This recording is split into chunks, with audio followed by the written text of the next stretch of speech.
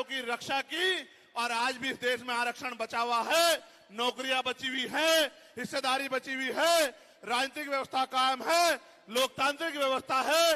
तो धन्यवाद करना चाहिए उन जातियों का जिन्होंने अपने प्राणों का बलिदान दे दिया, लाठी डंडे खाए, गोलियां खाई, लेकिन अपने अधिकारों को छीनने नहीं दिया।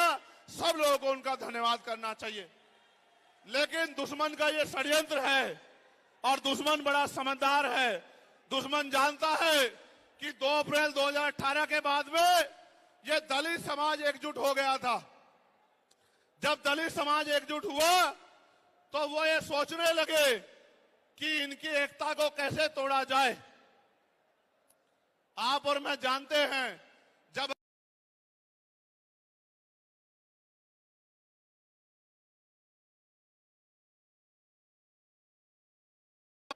अगर आप झाड़ू की सिक्कों को इकट्ठा कर दोगे, वो सिक्के जो हैं एकजुट हो जाएंगे, उनको बांध दिया जाएगा तो वो सारा कचरा साफ कर देंगे। लेकिन अगर वो जो सिक्के होते हैं, अगर आपने उनको अलग अलग कर दिया तो वो कचरा साफ नहीं कर पाएंगे, वो खुद कचरा बन जाएंगे, उनकी कोई हैसियत नहीं बनेगी। इसलिए हमारे महापुरुषों ने बहुजन समाज में भाईचारे की बात की। और आप महसूस करो, बाबा साहब अंबेडकर ने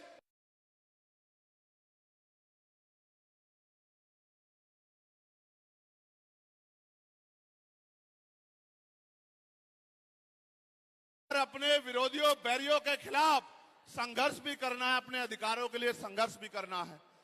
मैं जब देश के बाहर गया तो मैंने देखा कि वो लोग तरक्की कर रहे हैं, उनकी जिंदगी खुशहाल है, उनकी जिंदगी अच्छी बन रही है। लेकिन उनकी जिंदगी तो अच्छी बन रही है, लेकिन 75 साल की आजादी के बाद आज भी भारत में 80% लोग ऐसे हैं जो रोटी कपड़ा मकान से वंचित हैं, जिनको इज्जत की जिंदगी नहीं मिल रही। तो मैं ये देख रहा था, मुझे बड़ी खुशी हो रही थी। लेकिन जब मैं भारत की तरफ देखता हूं तो बड़ी निराशा हाथ लगती है। फिर ये महसूस करता हूं कि आज जो कुछ हमारे पास है वो हमारे महान पुरुषों की संघर्ष की वजह से है। अगर हमारे महान पुरुष संघर्ष नहीं करते तो जो आज हमें मिला है ये भी हमें किसी कीमत पे नहीं मिलता। आप जानते हैं, हमेशा आरक्षण के खिलाफ चाहे सुप्रीम कोर्ट हो या मनुवादी दल हो, सब लोगों ने आरक्षण को समाप्त करवाने के लिए एडी चोटी के जोर लगा दिए।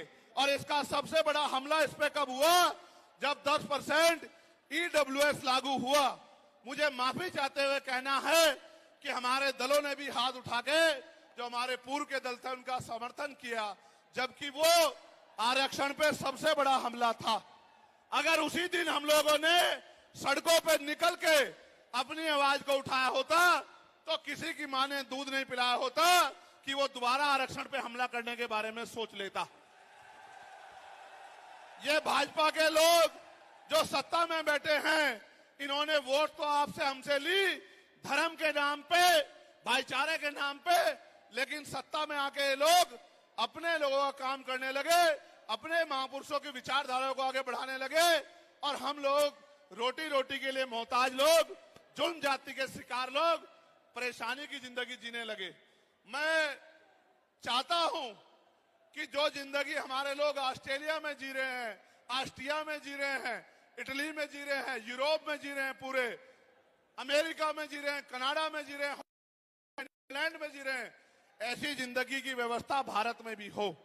लेकिन ये तभी संभव है जब राजनीतिक शक्ति हमारे पास हो।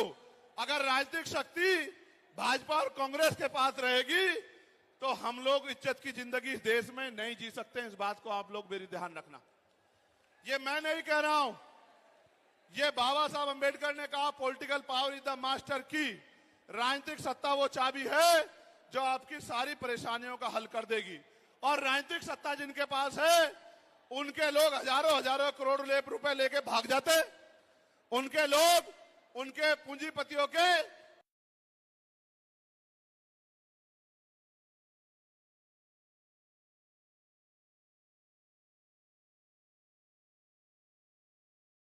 लिख के आपको जेल भेजने का काम सरकार कर देगी और आपके घर की कुर्की भी करा देगी। आप किसानों का, मजदूरों का हाल देख लो, आप नौजवानों का हाल देख लो, इस देश में क्या है। तो हमारी सबसे बड़ी मांग ये है, आप समर्थन करके बताना कि आप इस पर सहमत हो या नहीं हो। बताओ, जातिवार जनगणना होनी चाहिए नहीं होनी चाहिए? एक सुर में बताओ, होनी चाहिए नहीं होनी चाहिए? साथ साथ इस देश में जातिवार जनगणना के साथ साथ जितने भी सरकारी संस्थान हैं